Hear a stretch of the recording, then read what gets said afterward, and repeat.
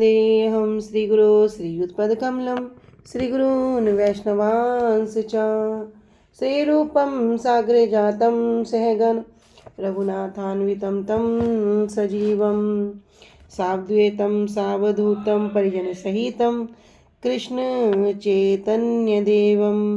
श्रीराधा कृष्णपादान् सहगण ललिता श्रीविशाखान्वितांश्च च गुरुवे गौरचंद्राय राधिकाय तदालय कृष्णाय कृष्ण भक्ताय तद्भक्ताय नमो नमः।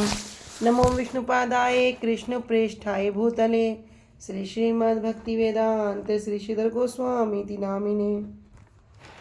नमो ओम गुरुदेवाय धीमते सौम्य मूर्तये श्री श्रीमद्भक्ति स्वरूप सिद्धांति प्रभवे श्री महात्मने। नमो विष्णुपादाय श्री राधिकाय प्रियात्मने श्री श्रीमद्भक्ति वेदांत श्री नारायण गोस्वामी नामिने। श्री कृष्ण लीला कथने सुदक्षम औदार्य माधुर्य गुणश्रीयुक्तम वरम वरेण्यम पुरुषम महंतम नारायण तम शीर्षा नमामि। वाञ्छा कल्पतरुभ्यश्च कृपा सिन्धुभ्य एव च पतितानां पावनेभ्यो वैष्णवेभ्यो नमो नमः। पंचतत्त्वात्मकृष्णं भक्तरूपं स्वरूपकं भक्तावतारं भक्ताख्यं नमामि भक्तशक्तिकं। श्रीकृष्ण चैतन्य प्रभु नित्यानंद श्री अद्वैत गदाधर श्रीवासादि गौर भक्त वृंदा। हरे कृष्ण कृष्ण कृष्ण हरे हरे हरे राम राम राम हरे हरे। स्वप्रथम परम आराध्यतम श्री गुरुपाद पद्म जय विष्णुपाद अष्टोत्तर शत श्री श्रीमद् भक्ति वेदांत श्री श्रीधर गोस्वामी महाराज जी के श्री अभय चरण सरोज में अनंत कोटि दंडवत प्रणाम यापित करती हूँ। तदुपरांत मेरे परम गुरुदेव जन नित्य परविष्ट ओम विष्णुपाद अष्टोत्तर शत श्री श्रीमद् भक्ति श्री रूप सिद्धांति गोस्वामी महाराज जी एवं नित्य परविष्ट ओम विष्णुपाद अष्टोत्तर शत श्री श्रीमद् भक्ति वेदांत श्री नारायण गोस्वामी महाराज जी के श्री अभय चरण सरोज में श्रद्धा पुष्पांजलि अर्पण करते हुए उनसे अहेतु कृपा की वांछा करती हूँ। उपस्थित वैष्णव जन भक्तवृंद सभी के चरणों में यथा योग्य दंडवत प्रणाम स्वीकार हो। सभी को हरे कृष्णा दंडवत प्रणाम। हरे कृष्णा दीदी दंडवत प्रणाम सभी को। श्री गुरुदेव की अहेतु कृपा से हमारा जो ग्रंथ चल रहा है उसका नाम है श्री श्री चैतन्य चैतामृत। श्री श्री चैतन्य चैतामृत ग्रंथ के अंतर्गत हम श्रवण कर रहे हैं मध्य लीला 20वां अध्याय और जिसमें हम आ चुके हैं प्यार संख्या 59 पे 59 पे और पेज संख्या है 227। तो अभी तक हमने श्रवण किया था कि किस प्रकार श्री सनातन गोस्वामी पाद जी कारागार से बंदी गृह से छूटकर अभी श्री चंद्रशेखर जी के घर के बाहर आ गए हैं और अभी उनका जो वेश है वो एक फ़कीर वेश है। तब महाप्रभु कहते हैं कि जाओ देखो द्वार पर कोई वैष्णव आए हैं उनको बुला के लाओ। तो चंद्रशेखर जी जाते हैं किंतु द्वार पर वे किसी को ना देखकर बोलते हैं कि द्वार पर तो कोई वैष्णव नहीं है। तो महाप्रभु कहते हैं द्वार पर कोई तो है उसको बुला के लाओ। तो चंद्रशेखर जी कहते हैं हाँ एक फ़कीर है।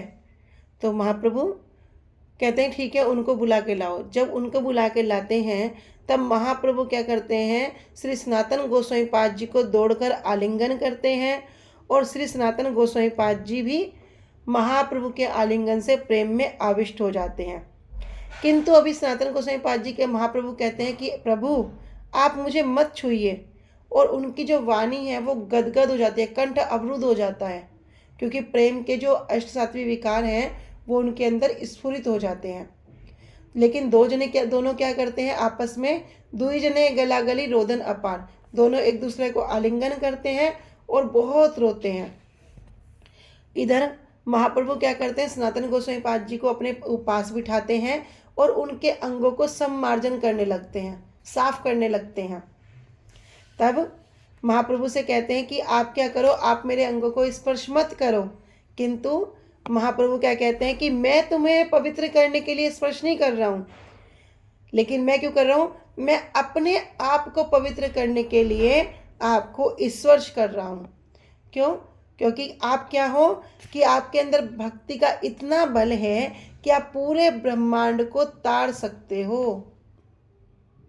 तो मैं आपको साफ करने के लिए आपको स्पर्श नहीं कर रहा हूँ, मैं स्वयं को पवित्र करने के लिए आपको स्पर्श कर रहा हूँ। इस प्रकार जब महाप्रभु कहते हैं, फिर हमने शास्त्रों के कुछ उदाहरण समझे थे कि भगवद गीता भागवतस तीर्थीभूत स्वयं प्रभु तीर्थी कुर्वन्ति तीर्थानि स्वांति स्थान गदाव्रता, कि ये जो ऐसे से जो महापुरुष होते हैं, जो भगवत जन होते हैं, ये क्या है, ये स्वयं तीर्थ स्वरूप है। फिर ये तीर्थों में भ्रमण करने के लिए क्यों जाते हैं? क्योंकि तीर्थों को भी तीर्थ प्रदान करने के लिए ये वहाँ पर जाते हैं। इसमें हमने उदाहरण समझा था कि किस प्रकार युधिष्ठिर महाराज जी और विदुर जी का संवाद था। आगे कह रहे हैं कि जो 4 वेदों को जानने वाला जो ब्राह्मण है किंतु वो मेरा भक्त नहीं है, तो भगवान कहते हैं वो भी मुझे प्रिय नहीं है। किंतु एक स्वपच अर्थात चांडाल जो कुत्ते के मांस को खाता है, वो भी मुझे अत्यंत प्रिय है, क्योंकि वो मेरा भक्त है। और कह रहे तस्मै देयम ततो ग्राह्यम साचा पूज्यो यथा अहम, कि उनको ही कुछ वस्तु देनी चाहिए और उनसे ही कुछ ग्रहण करना चाहिए, और वो क्या है, मेरे समान पूजनीय है। इसी में आगे सुनते हैं कि श्रीमद् भागवतम में वर्णन आता है कि एक ब्राह्मण में कितने गुण होते हैं। एक ब्राह्मण के अंदर 12 गुण का वर्णन है। तो अभी यहाँ 12 गुण के विषय में श्रवण करेंगे।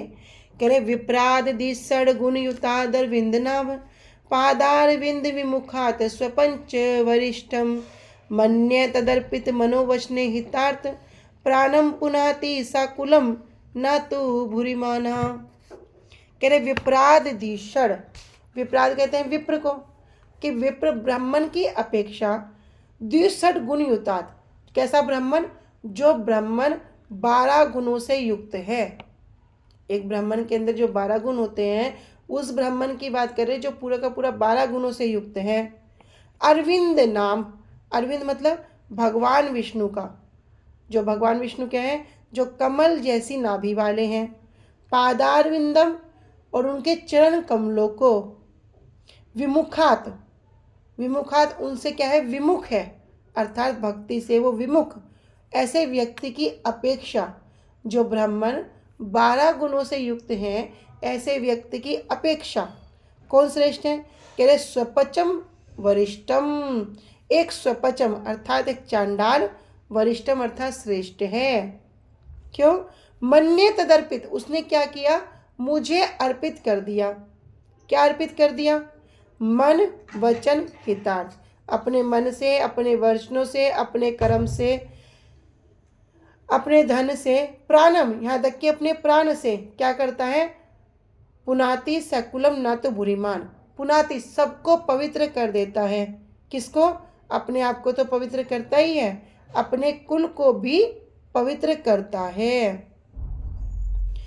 तो यहाँ बता रहे कि भले ही ब्राह्मण परिवार में किसी का जन्म हो गया और जन्म लेकर कोई 12 जो गुण हैं उनसे भी युक्त क्यों ना हो, किंतु यदि वो कमल समान नाभि वाले भगवान कृष्ण के चरण कमलों में भक्ति नहीं रखता, भगवान से वो क्या है, विमुख है, भगवान की तरफ उन्मुख नहीं है, तो वह चांडाल के भी समान नहीं है, उसकी तुलना चांडाल से भी नहीं कर सकते। लेकिन अगर कोई चांडाल है जिसने क्या किया, भगवान की सेवा में अपना मन, अपना वचन, अपना कर्म, अपनी संपत्ति, अपने जीवन को ही समर्पित कर दिया,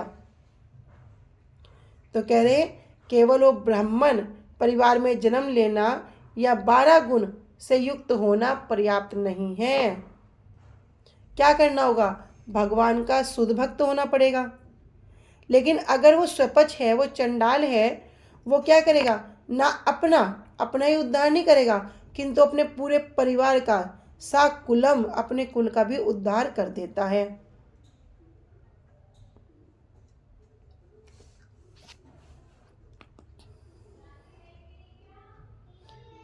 तो यहाँ पर इसी बात की विशेषता का वर्णन कर रहे हैं। श्रीमद् भागवतम के अंतर्गत इसमें कह रहे हैं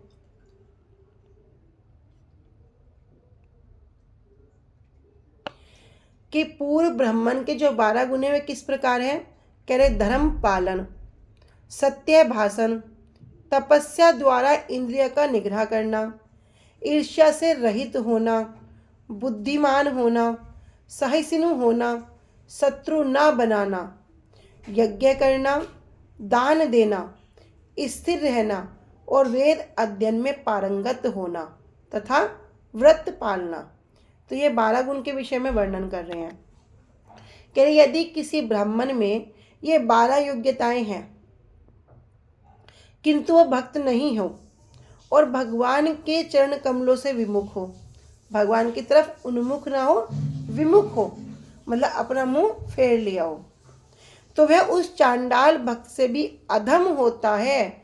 मतलब चांडाल को सबसे अधम बताया गया। कह रहे कि चांडाल से भी अधम होता है। क्यों? किसने क्या किया? जिसने अपना सर्वस्व मन, अपना वचन, अपना कर्म, यहाँ तक कि अपनी संपत्ति और अपना जीवन भगवान को अर्पित कर दिया है। ऐसा भक्त उस ब्राह्मण से भी श्रेष्ठ है। क्यों? क्योंकि भक्त अपने सारे परिवार को पवित्र कर देता है,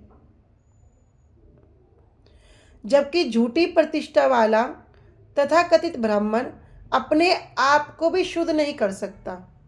हम श्रवण करते ना कि अगर किसी कुल में एक भक्त उत्पन्न हो जाए, एक भक्त हो जाए, तो वह अपनी 21 पीढ़ी का उद्धार कर देता है। यहाँ तक कि तो भक्तमाल में वर्णन है कि अगर एक भक्त हो ना, वो अपनी 108 पीढ़ी तक का उद्धार कर देता है। तो एक भक्त, असुर कुल में प्रहलाद जी आए किस में? असुर कुल में। असुर कुल में आने पर भी जब नरसिंह देव से प्रार्थना करते हैं कि आप क्या करो, पर भगवान कहते हैं वर मांगो। कहते प्रभु मुझे तो कुछ नहीं चाहिए। कह रहे नहीं वर मांगो, मैं देना चाहता हूँ ना, मांगो। तो कहते हैं ठीक है, हमारे पिताजी का क्या करो, आप उद्धार कर दो। भगवान बड़े प्रसन्न होकर कहते हैं आप इसका उद्धार तो कब का हो गया, कब का इनका उद्धार हो गया। तो अगर एक भक्त किसी कुल में उत्पन्न हो जाता है तो यहाँ पर उनकी किस पीढ़ी तक का उद्धार हो जाता है। लेकिन अगर कोई अपनी झूठी प्रतिष्ठा में, बड़े मान सम्मान में अपने आप को मानता है, कह रहे वो तो खुद को भी शुद्ध नहीं कर पाया, किसी और को कैसे शुद्ध करेगा। तो यहाँ तात्पर्य बता रहे कि एक भक्त और एक कर्मकांडी ब्राह्मण का अंतर बताने वाला जो कथन है वो 12 महाजनों में से एक प्रहलाद महाराज जी का है। अभी हम प्रहलाद महाराज जी का श्रवण कर रहे हैं ना। कह रहे मानव समाज 4 वर्ण और 4 आश्रम में बटा है। तो 4 वर्ण क्या है, बोलो। 4 वर्ण हो गए हमारे ब्राह्मण, क्षत्रिय, वैश्य और शूद्र। और 4 आश्रम हो गए ब्रह्मचारी, गृहस्थ, वानप्रस्थ और सन्यास। तो 4 वर्ण और 4 आश्रम में बटा हुआ है। किंतु जो प्रधान, जो उच्च कोटि का जो शुद्ध भक्त है वो क्या है? तो हरि भक्ति सुधोदय में हमने श्रवण किया था, भगवत भक्ति हीनस्य जाति ही शास्त्रम जपस्तपः अप्राणस्य देह से मंडनम लोकरंजनम। कि यदि कोई ब्राह्मण है या क्षत्रिय है या वैश्य है, ऐसे उच्च कुल में उत्पन्न होता है, किंतु भगवत भक्ति हीनस्य, किंतु वो भगवत भक्त नहीं है, तब क्या है? अप्राणस्य देहस्य मंडनम लोकरंजनम। बड़ी सुंदर बात कह रहे हैं कि जैसे कोई शरीर है जिसमें प्राण नहीं है, अप्राणस्येव। अभी क्या किया? उसको बड़े सुंदर सुंदर आभूषणों से सजा दिया, लेकिन अभी जो उसकी वास्तविक शोभा है, उसके वस्त्र उस पर नहीं है। तो कह रहे उसी प्रकार के वे सब जो गुण हैं, वो ब्राह्मण हो, क्षत्रिय हो, यहाँ तक कि वैश्य क्यों ना हो, उसके सब गुण क्या हैं? व्यर्थ हैं, बेकार हैं। तो वे सब के अलंकरण जैसे माने जाते हैं। जैसे किसी मृतक शरीर पर, जिस शरीर में प्राण नहीं है, उसमें बड़े सुंदर सुंदर आभूषण पहना दिए, तो क्या कोई उसकी शोभा होगी? कह रहे जिस प्रकार उसकी शोभा नहीं है, इसी प्रकार कोई कितना उच्च कुल में जन्म ले ले, लेकिन अगर वो भगवत भक्त नहीं है तो उसके गुण किसी भी काम के नहीं हैं। तो इस श्लोक में प्रहलाद महाराज विप्र अर्थात विद्वान ब्राह्मणों की बात करते हैं। तो विप्र और ब्राह्मण के विषय में भी हम जानते हैं, हमने पहले भी श्रवण किया था। कह रहे जन्मना जायते शूद्र, जन्म से सभी शूद्र होते हैं। संस्कारात भवेद द्विजो, जब संस्कार होता है तो उसका दूसरा जन्म होता है।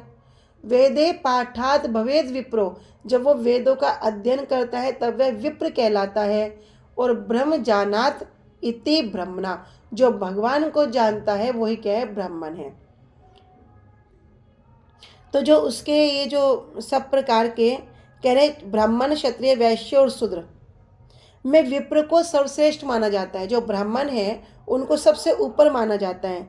किंतु अधम चांडाल परिवार में जन्मा भक्त ऐसे विप्रों से भी श्रेष्ठ होता है। मतलब वो तीनों का भी गुरु बनने योग्य है। क्षत्रिय, वैश्य इत्यादि की बात तो ही उठती ही नहीं। कह रहे भक्त अन्य सबों की अपेक्षा ही श्रेष्ठ है। कह रहे अन्य जितने भी हैं एक भक्त क्या है, सबसे श्रेष्ठ है। इसलिए कभी भी भक्त के प्रति जाति बुद्धि का विचार नहीं करना चाहिए। क्यों? क्योंकि वो ब्रह्म पद पर सदैव दिव्य पद पर रहता है। तो जो पूर्ण भक्ति में लगा रहता है, जो किसी परिस्थिति में च्युत नहीं होता, मतलब पतित नहीं होता, वह तुरंत ही भौतिक गुणों को पार करके ब्रह्म पद को प्राप्त कर लेता है।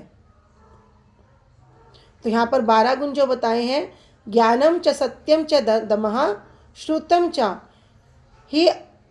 ही मात्रस्य ही स्थिता शानसूया यज्ञश्च दानम च धृति समस्य महाव्रता द्वादश ब्रह्मणस्य। ये 12 गुण के विषय में बताया जो हमने अभी पहले भी श्रवण किए हैं। तो अभी इसके अमृत प्रभा भाष्य में श्रील भक्तिविनोद ठाकुर जी कह रहे हैं कि श्री कृष्ण के चरण कमल से विमुख 12 गुणों से युक्त ब्राह्मण की अपेक्षा भी जिसके मन, वचन, चेष्टा, अर्थ और प्राण श्री कृष्ण में समर्पित हैं,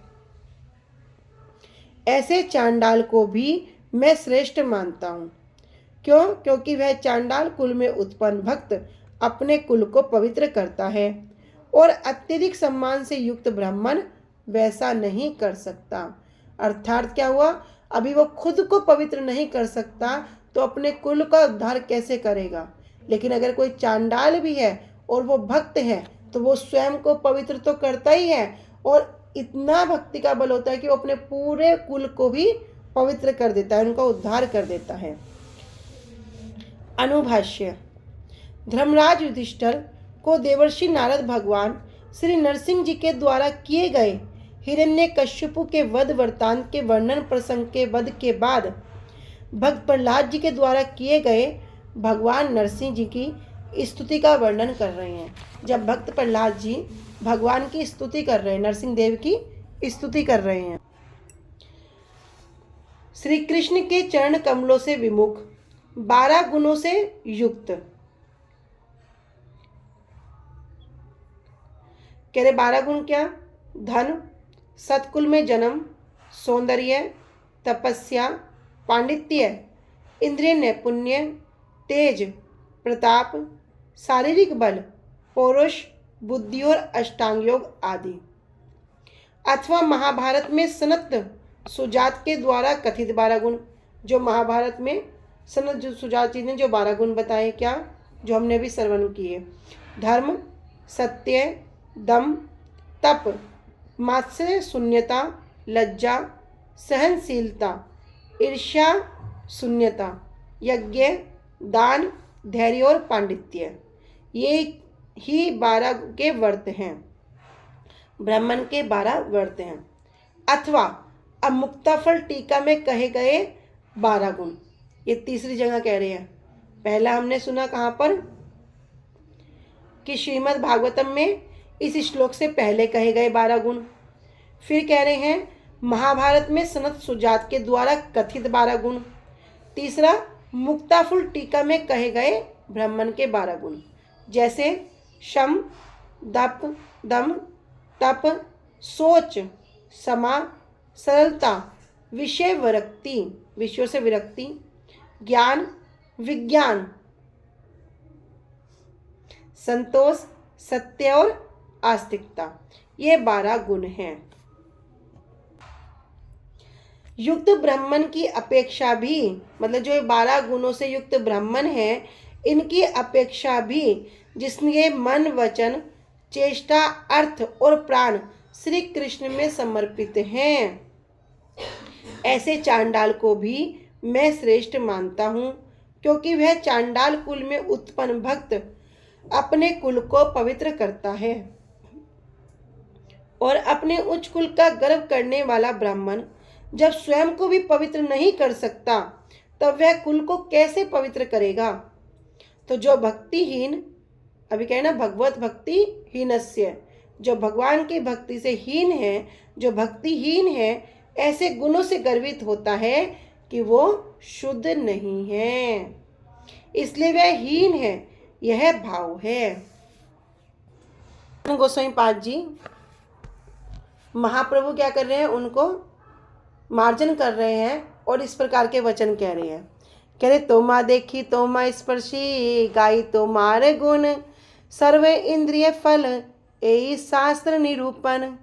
कह रहे तोमा देखी, आपको देखकर, तोमा स्पर्शी, आपको स्पर्श करके, गाई तोमार गुण, और आपके गुणों का गान करके, सर्व इंद्रिय फल, यही क्या है, सभी इंद्रियों का फल है, सभी इंद्रियों के कार्यों की सिद्धि है, यही शास्त्र निरूपण, यही शास्त्रों में प्रमाणित किया गया है। तो चैतन्य महाप्रभु क्या कह रहे हैं कि आपको स्पर्श करना, आपको देखना, आपके गुणों का गान करना ही सभी इंद्रियों का फल है, और यही शास्त्र निरूपण करते हैं। हरि भक्ति सुधोद्यों में इस बात की पुष्टि कर रहे हैं। कह रहे अक्षणो फलम त्वादृश्न दर्शनम ही, तनो फलम त्वादृशम गात्र संगा, जिह्वा फलम त्वादृश कीर्तनम ही, सुदुर्लभा भगवता ही लोके। कह रहे अक्षणों, अक्षणों अर्थात नेत्र, नेत्रों का फल क्या है, त्वादृश, कि तुम्हारे जैसे व्यक्ति का दर्शनम ही, दर्शन करना ही इन नेत्रों की सार्थकता है। तन्हो फलम त्वादृशं गात्र संगा, तन्हो अर्थात जो शरीर है, जो तनु है, इस शरीर का फल क्या है।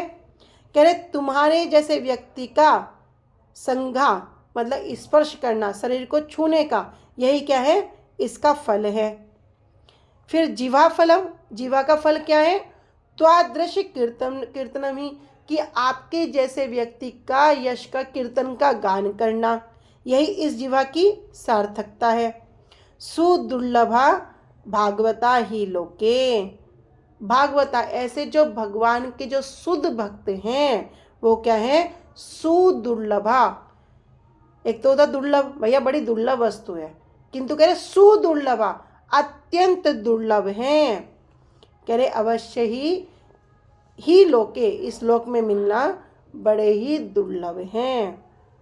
तो यहाँ महाप्रभु कह रहे हैं कि आप जैसे व्यक्ति का दर्शन करना दृष्टि की सार्थकता है, आप जैसे व्यक्ति को स्पर्श करना, आपके चरण कमलों को स्पर्श करना इस शरीर की सार्थकता है, और आपके जो सद्गुण है उसका गान करना इस जीवा की सार्थकता है। क्यों? क्योंकि इस भौतिक जगत में भगवान के जो शुद्ध भक्त हैं उनको पाना अत्यंत कठिन है। हे वैष्णव, तुम्हारे जैसे व्यक्ति का दर्शन करना ही इन नेत्रों का फल है, तुम्हारे जैसे व्यक्ति की देह को स्पर्श करना ही इस शरीर का फल है, तुम्हारे जैसे व्यक्ति के गुणों का कीर्तन करना ही इस जिह्वा का फल है, क्योंकि जगत में भागवत जन बड़े ही सुदुर्लभ हैं। एत कही कहे प्रभु सुन सनातन, कृष्ण बड़ दया में पतित पावन। एत कही, ऐसा कहकर महाप्रभु क्या कह रहे हैं, महाप्रभु आगे कह रहे हैं, कह रहे सुन सनातन, हे सनातन, कृपया मुझे सुनो। क्या? कृष्ण बड़े दया में, कि कृष्ण तो बहुत दया में हैं, पतित पावन और पतितों के पावन, मतलब पतितों का उद्धार करने वाले हैं। तो क्यों कह रहे हैं? कह रहे महारोरव हैते तो माए करिला उद्धार, कृपाण समुद्र कृष्ण गंभीर अपार। कहाँ से उद्धार किया? कह रहे महारोरव हैते तो माए करिला उद्धार, कि महारोरव नाम का एक नरक होता है। श्रीमद् भागवतम जब श्रवण करेंगे तो उसमें 28 प्रकार के नरकों का वर्णन है। कुंभीपाक, महारोरव, अनेक अनेक नरकों का वर्णन है। तो उसमें कह रहे महारोरव। तो महारोरव नरक में क्या होता है? कह रहे जो अपनी जीविका को चलाने के उद्देश्य से जंतु का क्या करते हैं? वध करते हैं, जीव को मारते हैं, उसे कहते हैं महारोरव। उस वह महारोरव नामक नरक में जाते हैं। तो अपनी जीविका चलाने के लिए क्या करते हैं? दूसरे जीव की हत्या करते हैं, फिर उसके शरीर के मांस को बेचते हैं, खाते हैं। वो सब महारोरव नरक में जाते हैं। उसी प्रकार से उनकी दुर्दशा होती है। तो यहाँ महाप्रभु भी क्या कह रहे हैं? कह रहे महारोरव हाइते तोमाए करिला उद्धार, कि भैया कृष्ण तो बड़े दया में है, उन्होंने क्या कर दिया? तुम्हारा महारोरव नरक जैसी परिस्थितियों से उद्धार कर दिया। कि तुम्हारी जो परिस्थिति थी, कहाँ थे? एक मुसलमान राजा के यहाँ पर नौकरी करते थे, फिर वहाँ पर बंदी गृह में चले गए। किस किस प्रकार की जो परिस्थितियाँ हुई, उससे क्या किया? उससे तुम्हें निकाल लिया। कहते ना जो चोटी पकड़ के खींच लेते हैं, इस प्रकार तुम्हें निकाल के वहाँ से क्या किया? तुम्हारा उद्धार कर दिया। कृपा समुद्र कृष्ण गंभीर अपार, और क्या है वे? कृपाण समुद्र, कृपा के सागर हैं कृष्ण, गंभीर अपार, और बड़ी उन्होंने क्या किया? उनकी जो लीलाएं हैं बड़ी गंभीर है। तो ये कहकर महाप्रभु ने आगे कहा, हे सनातन सुनो, भगवान कृष्ण बड़े ही दया में हैं और पतित पावन हैं। उन्होंने महारोरव नरक से तुम्हारा उद्धार किया है। कृपा के समुद्र श्री कृष्ण अपार और गंभीर हैं।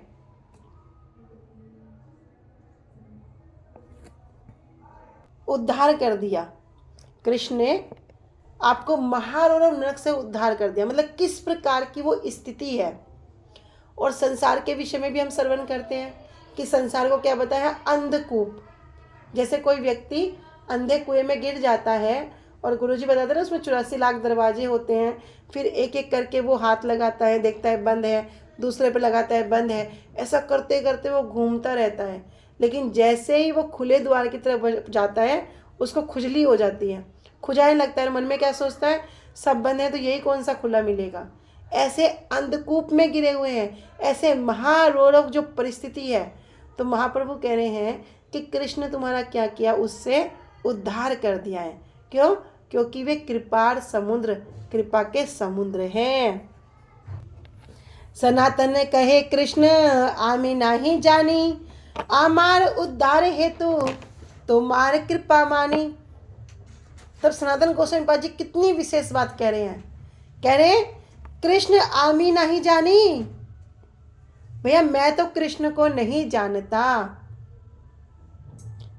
कह रहे आमार उद्धार है तो तुम्हार कृपा जानी, भैया मेरा जो उद्धार हुआ है उसके पीछे जो कृपा है वो एकमात्र आपकी कृपा है।